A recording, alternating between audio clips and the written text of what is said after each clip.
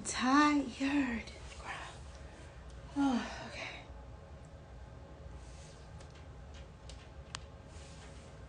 Hi. I'm a little bit exasperated. I've been running around trying to decorate a little bit more. So funny. How are you today? Only Loud 101. I hope you're doing well. Hi, Kay. Hi, Steph. Whew, y'all, I am tired. I done strung up lights for y'all. I done put on some feel-good music. Today was real stressful for me, and so I'm just glad to be here. Taking a breath. Got my Stay Weird shirt on because you should always know who you are and what your tribe be, so that you don't have to ask permission to be yourself. Happy Thursday. Welcome to Ivy Illuminations. It's been a long, long day for me. Y'all, I'm free nipping it, so don't mind me. Thank you. Hi. Yeah, I'm real comfortable today, as y'all can tell. I think once you get past 30 and get closer to 40, you start thinking about comfort over beauty. Or it can be the same, right? But definitely being comfortable in your own skin. Today's been glorious. Today was so amazing. And so, Ivy Illuminations going to happen on Thursdays at 7 o'clock. If something pops up where I can't meet y'all, I'll let y'all know. Last week, I had my mom's service. She was preaching. And she was preaching, so she had the retreat, the service. And then I had a 9 o'clock call with one of my countries because I do international development for a living. So it was just too much going on last week. So I couldn't make Ivy Illuminations last week, but I will be more responsible, let y'all know when I can't make it, and make sure that I am being mindful of your time, because it's a gift to share time, right? So for tonight, Ivy Illumination, something beautiful happened to me this afternoon. So what is this, March 24th? So at this point, the months and the years are all running together for me. And so I think remind myself that 2020 wasn't a decade. It was just a year, and everything we experienced happened within 12 months. And then 2021 happened, and most people don't even remember 2021. It goes from 2020 to 2022. So that's where I am right now. But anywho, today was amazing. I've been very stressed at work.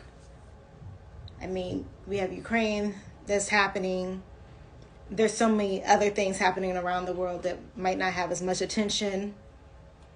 We have a beautiful African-American woman being put through the ringer, but will be a Supreme Court justice. So I'm grateful for that, just that representation. And then just a reminder of her human way, her humanness, her fact that she is human and electromagnetic being, that she is a person. There's a narrative attached to her. So anywho,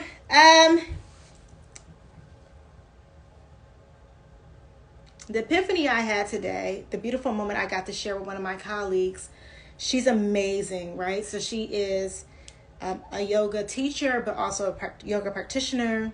She does birth doula work like I used to do back in the day. And now I'm doing the end of the spectrum. Of course, I'm doing end of life doula work in my schedule when I make time, when I have clients. But we started off with having like a staff meeting kind of thing. Busy day, let's talk about our portfolios, what needs to happen better, what needs to happen different. How do we kind of make sense of what we're doing amidst all the chaos that's happening, work-wise, personal-wise, life-wise, world-wise, America-wise. And it started off as a conversation where we were trying to work on our portfolios, and it quickly transitioned to this beautiful space that she held for me. And for those who are close to me, for those who are connected to me, you know how difficult it is for me to reach out and ask for support, which I've done a lot better with. But you also know that oftentimes, no matter what role I'm in, no matter what environment I am, I somehow find myself in a service practitioner space.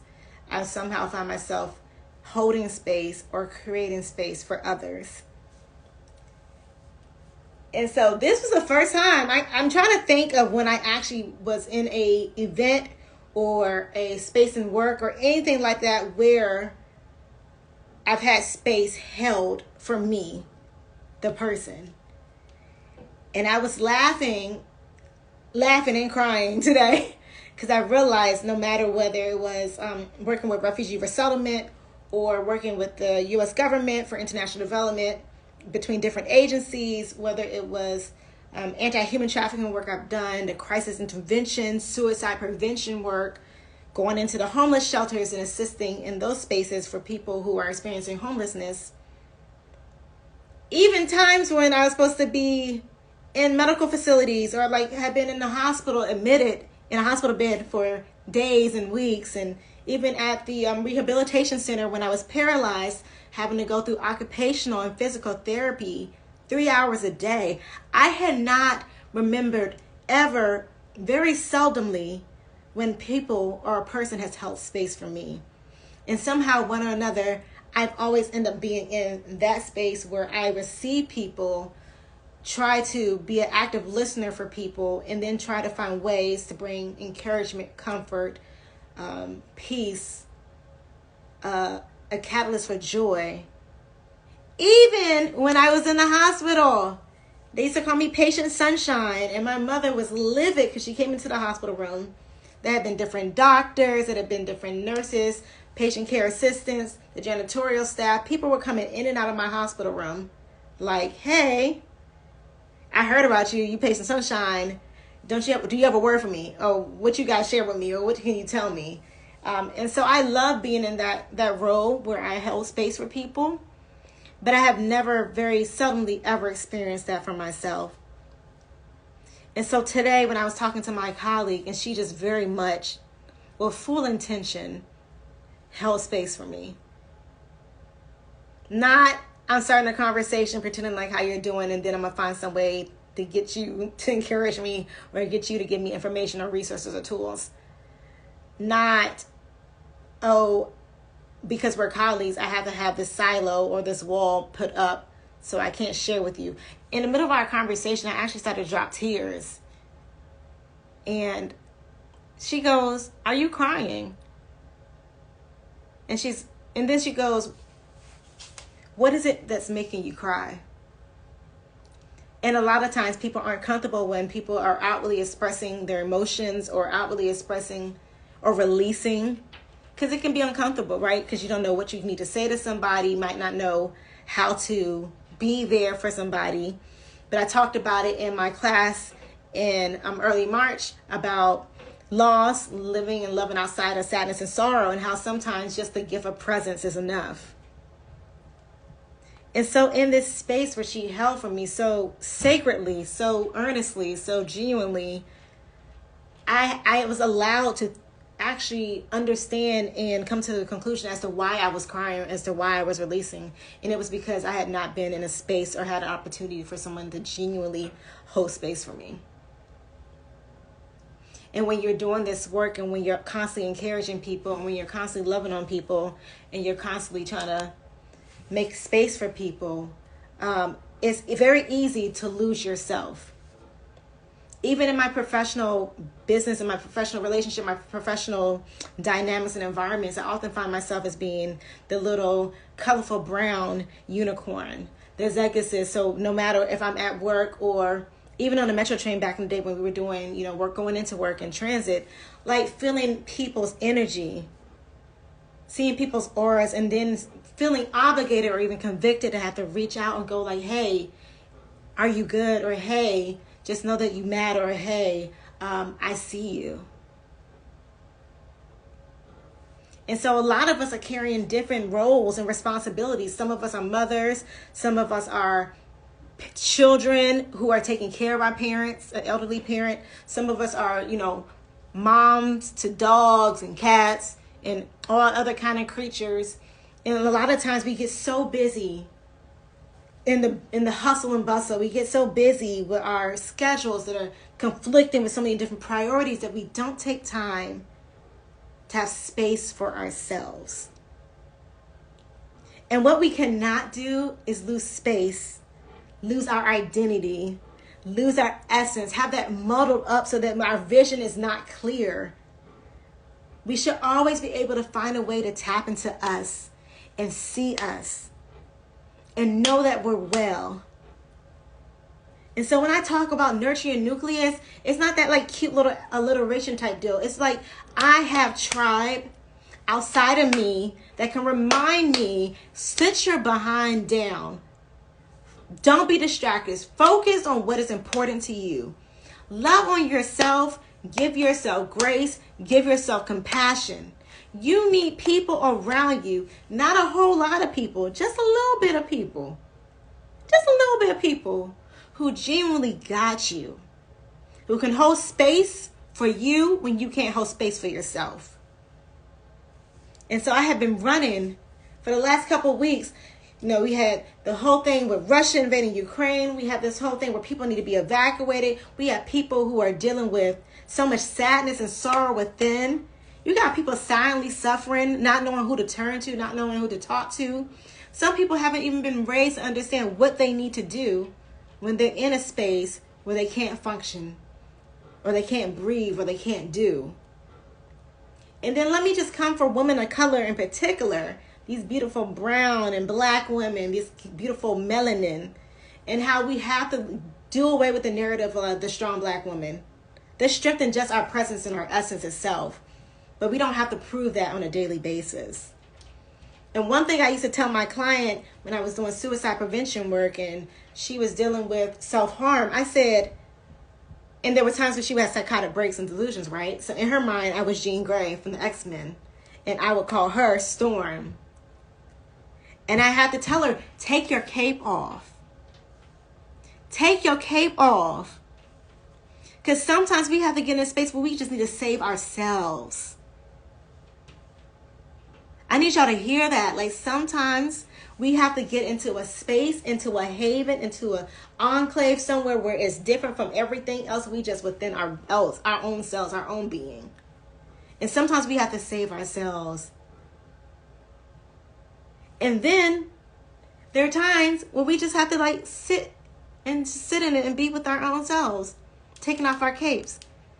Today's not the day to save my spouse. Today's not the day to save my partner. Today's not the day to run crazy chicken, head off the chicken, trying to save everybody else.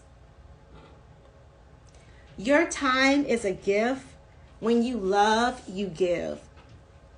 So when we're talking about love for self, holding space for self, what does that look like? What are you giving to yourself? On a daily basis, what are you giving to yourself? What are you saying to yourself? Like, what are you receiving? Is it positive? Is it negative? Like, how are you speaking to yourself? Some on this call at work trying not to color purposely boo-hoo. Like, not that cute face, like that monkey face, like that.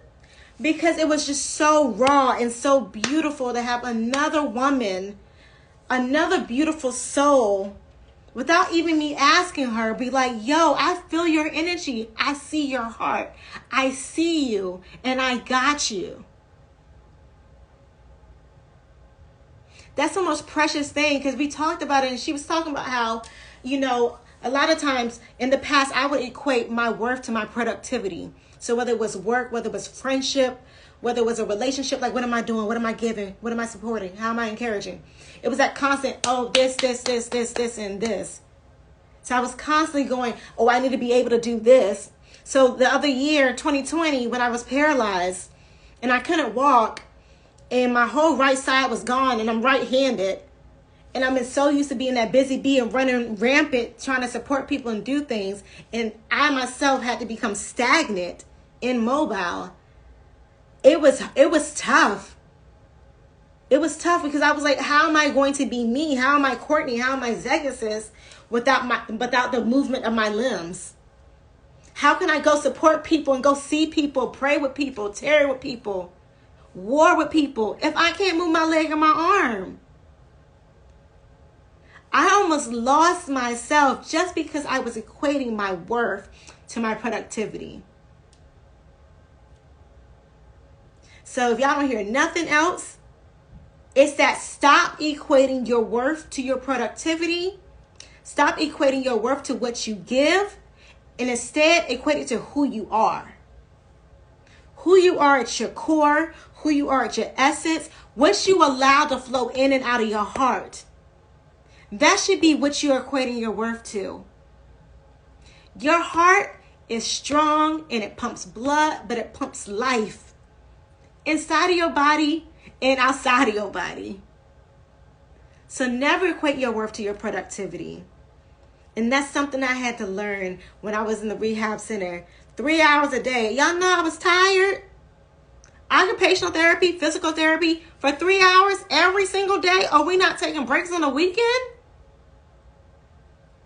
We're not taking no breaks. But that's another remembering thing. Don't time out on yourself. Don't give up on yourself.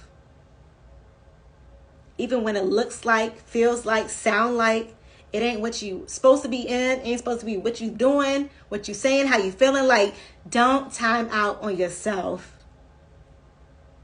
So I learned so many valuable lessons, and I was like, you know what? Talking to my colleague, you're absolutely correct. You're absolutely correct. My worth is not equated to my productivity. But people do remember what you say to them. And people do remember how you make them feel. And people do remember how you encourage their hearts. But you can't do none of that. None of that. If you're not first giving yourself love, if you're not first giving yourself grace, if you're not first giving yourself compassion, if you're not tapping into who you are and loving you, you can't make space for everybody in the world but not make space for yourself. And I had to learn that. I'm like, I got to get my preteen, almost teenage daughter to school. I got to take care of the animal kingdom. My dog has ridiculous, I don't even know if it's separation anxiety, if he got his kibbles and bits, so he feeling himself. So, ma'am, you can't go nowhere without me. Then I got little Wiggle, who done imprinted on me like Twilight. And so I'm like, okay, I got my daughter, I got the animal kingdom, I got people who I care about, I got my job. Who got me? Who got me? That's a question I want you to ask yourselves when you're getting in the mirror, when you're waking up in the morning, when you're wiping your behind from the toilet, when you're going to go to bed at night. Who got me? And if you can't first say yourself, then there's some digging you need to do, baby. There's some digging you're going to have to do. And I tell people who I love, when you start doing that digging, you start doing that hard work, when you start doing that shadow work, you're going to want people who love you to be around you. You're going to want people to be around you who genuinely support you and love on you. When you ask that question, who got me? And you don't got yourself, it's time to dig deep, baby. And it's going to be hard and it's going to hurt. There's going to be some stinging. But when you keep digging and get into that root of the issue, and you can rip that bad boy out, and you're learning from it, and you're flourishing from it, and you're understanding and you're applying that knowledge that becomes wisdom, and then you apply those principles that's understanding, you're not going to regret it. You're not going to regret tapping into who you are. You're not going to regret taking the time to establish once again that relationship with self, that love for self, that peace and grace for self, that compassion for self. When I say I sat on my work computer today and was, because I realized how much I put out, how much energy I give, how much love I give, and how it's sacred for me to support and love on others, but how it's so much sacred for me to love and support myself, to create that space that's so necessary. We got teachers and nurses and social workers and holistic practitioners. So I don't just do international development. I be doing counseling services. I really feel like I'd be the cheerleader of the year. Pom-poms and skirt and all. But you got to learn how to cheerlead for yourself. The many things, the mighty things, the big things, the little things, you have to acknowledge it all. And you got to take it in. And if nobody else tells you how wonderful you are, how great you are, how brilliant you are, how magnificent you are, you tell yourself that. When you get up and you're so much in sadness and so much in the depths of your despair, and the only thing you can do is brush your teeth and wipe your butt, speak love to yourself. Speak love to yourself. You got to understand that life is fleeting. And what you don't want to do is spend your whole life loving others, serving others, supporting others, and had never tapped into yourself, loved on yourself, served yourself, supported yourself. So when people are talking about space and capacity, tap into you, look into you and see what that really means. And if you have the time for it, if you have the space for it. I experienced such a beautiful blessing today. Even thinking about it now, I get tears because it was just so earnest and so powerful and so loving and so warm. Especially in a world nowadays where people are killing people off of nothing. People are being nasty and rude to people. And, a lot of times people are hurting people. It was just such a gift. Such a blessing to sit in a space that was held specifically for me. So I want y'all to keep that in mind. Who got me? Who got me? You continue to ask yourself that. You continue to move towards that. If I'm only giving 35% of who got me today, how do I get to 45? How do I get to 65? How do I get to 75? How do I get to a space where I'm honoring myself and giving love and holding space? And then giving out of my overflow and not my core, not my essence, that I'm not depleting myself. When you're working on this tribe that you're cultivating, this community that you're cultivating, that there are other givers in that space as well that can flow into you and help you replenish your energy like you do for them. When you're looking at tribe and you're finding nurturing nucleuses and you're trying to cultivate community, if they have heart space,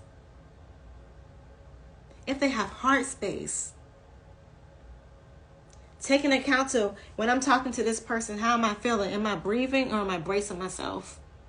Do I feel empowered or do I feel disingenuine? Do I feel strong or do I feel like I'm struggling? Do I feel alive or do I feel like I'm dying inside? Take account to how you're feeling, what your body is doing. I was telling my colleague that a lot of times women of color carry things in our wombs and we try to find out why things are now manifesting into fibroids and PCOS and endometriosis and adenomyosis. And why are we having all this tension and pain in our womb? And it's because we carry it. We carry our own pain and trauma. We carry other people's pain and trauma. And we have to get to a point where we say, I don't have the capacity for this. I can't make space for anybody else outside of me at this point in time. And it's not selfish. It's soul care. I love that phrase. It's soul care. It's you acknowledging who you are and optimizing on who you are and maximizing on who you are and knowing at this space and time, I have to make space for me. I have to give to me. And then having people around you who encourage that, who facilitate that when you can't for yourself. When I was thinking about what I was going to do for April, I said, it's important.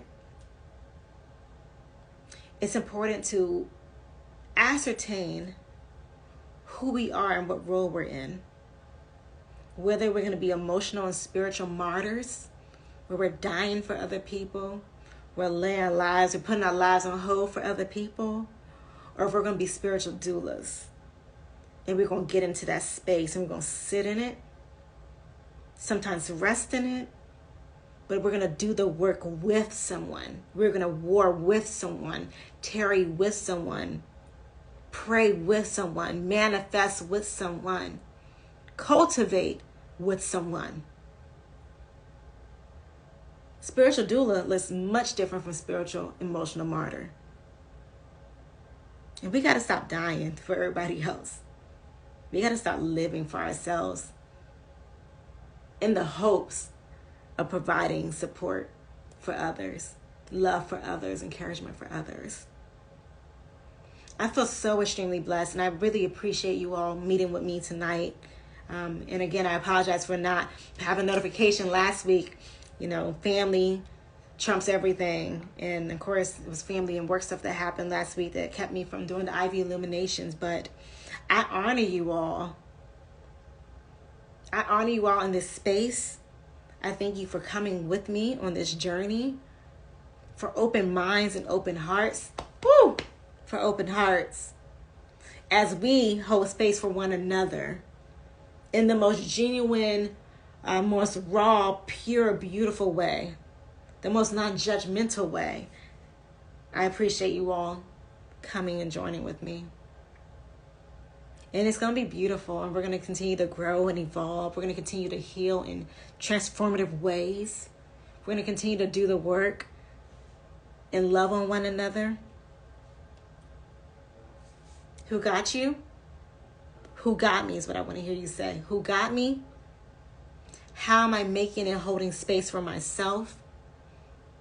Who do I have with me, next to me, in my heart, even if they're not physically next to you, who will go do the digging with you, who will be a support as you dig and pull out the roots of your trauma, roots of your pain, roots of your hurt, roots of narratives that you done told yourself that limit you. Who got me? How am I making and holding space for myself? Who I got with me? What that look like? I love you all. I hope that you love yourselves. I hope that you feel the love. I hope you feel the energy from me to you. I thank you. More stuff coming soon, y'all. All right. Bye, babies.